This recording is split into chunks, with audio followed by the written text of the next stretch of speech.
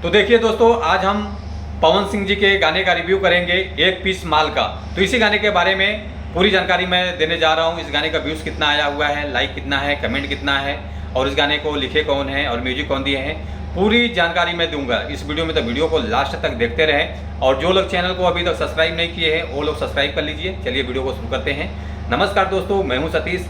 आज के इस वीडियो में हम जानेंगे पावर स्टार पवन सिंह जी के एक और सुपर हिट गाने के बारे में, जो कि इस गाने का बहुत बम्पर व्यूज आ गया है। एक पीस माल ये गाने का टाइटल सॉन्ग है और एक्ट्रेस में नज़र आने वाली हैं संजना मिश्रा जी हैं। बहुत काफ़ी कमाल का इस गाने में परफॉर्मेंस देखने को मिला है। और गीत है आशुतोष तिवारी जी का है, जैसे मैंने आप लोगों को बताया था। गीत कौन लिखे हैं? आशुतोष तिवारी जी इस गाने को लिखे हैं। और म्यूजिक कौन दिए हैं?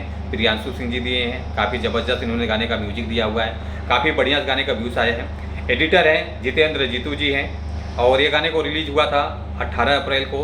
आज है 21 अप्रैल को मैं वीडियो शूट कर रहा हूँ, जो कि 2 मिलियन प्लस व्यूज़ आ गया है और लाइक आया है 1,05,000 है।